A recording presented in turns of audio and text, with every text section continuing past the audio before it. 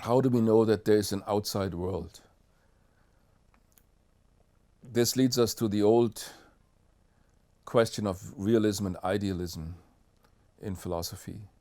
Realists believe that there really is an outside world, and this outside world makes every statement, meaningful statement, either true or false. If I, for example, claim that the number of stars in the universe is even or odd, whatever, let's say it's even, then of course we cannot find out whether that the number of stars in the universe is even, because we cannot possibly count all the stars for physical reasons. We cannot see all of them. We cannot gather information about all of them. But still it seems that the universe as a whole contains a certain number of stars, and that is either odd or even. So the sentence, the number of stars in the universe is odd, is made true by the universe itself, even if we cannot find out about it. The anti-realist says that if truth is dependent on an outside reality which we can never fully reach, then truth is out of the reach of the human mind. Truth is something we can never quite, or we can never get to truth. Truth is outside the realm of human understanding, of human grasp. And so the anti-realist says that realism leads to skepticism. The skeptic says truth is not accessible to human beings. There is no truth that we could access. And this seems to follow directly from realism. If there's an outside world which makes every sentence true or false, how can we be sure that we reach this outside world, that we portray it, picture it as it is? In order to do this, we would have to stand outside our own subjectivity, our own mind, and compare our mind to the objective reality. And there is no God's point of view like from which we could compare our own minds and how they picture reality. This can easily be illustrated by the question whether a perfect theory, humanly perfect theory, could still be false. Let's assume a theory that makes perfect predictions. We want to predict the weather tomorrow, and it makes always perfect predictions. And it's mathematically elegant, it contains no contradictions. Could that theory still be false? A realist would say yes, because we know from experience that sometimes absolutely false theories provide very good predictions. Like in the history of science, the view of our solar system, the so-called geocentric view, in which the Earth was the center of the solar system, was initially better than the competing new view, the heliocentric view, in which the Sun was the center of the solar system. Initially, the old theory, in which the Earth was the center, provided better predictions, was empirically the better theory. So, in principle, a theory which provides very good predictions and is mathematically elegant and so forth could still be completely wrong.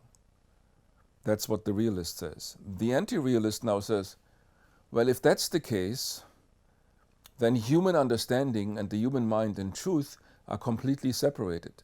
Something that seems perfectly sensible to us, and it seems to be a perfect theory that provides reliable explanations for future events, gives us laws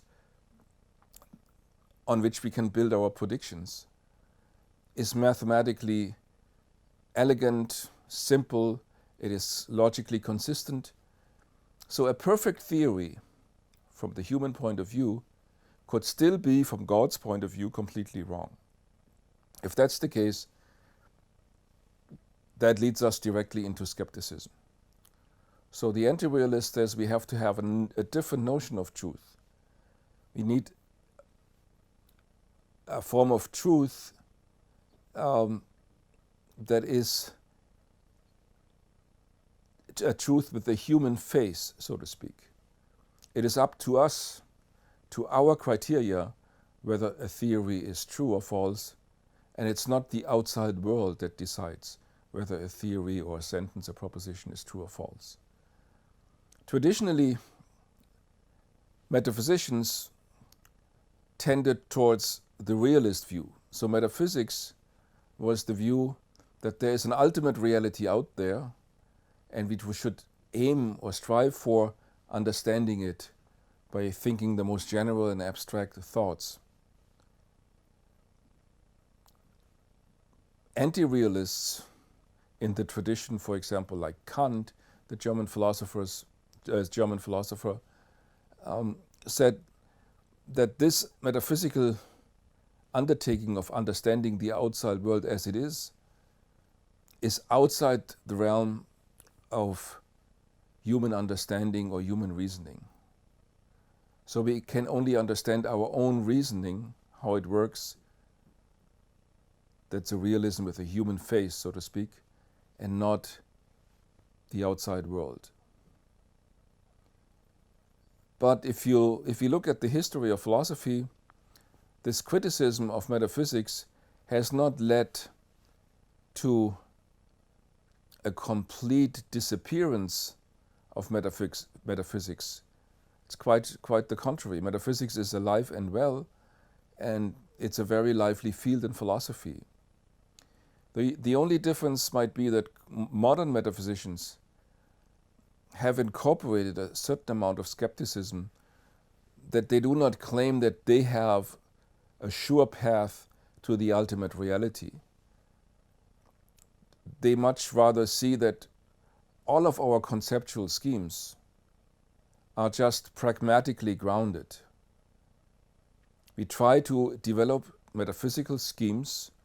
Let's say that we argue that there are persons in the world and their mental properties and physical properties. That's a metaphysical scheme, and we interpret the world with this scheme, but not because we understand the deep structure of the universe so that it's immediately given to us, but it's rather a pragmatic attempt of trying to understand the world. And if a philosopher is an idealist, claims that there are souls, or is a physicalist, that doesn't mean that the ultimate foundation for such a conceptual scheme is more than its pragmatic value. Metaphysics in the 20th century is alive and well, but it's much more seen as a pragmatic undertaking of making sense of the world. Whitehead would call it the adventures of ideas. So it's something very human to find the most general and most abstract theories of the world. Is there only mind, or is there also matter? Is there a God? Is there no God? That's all metaphysics.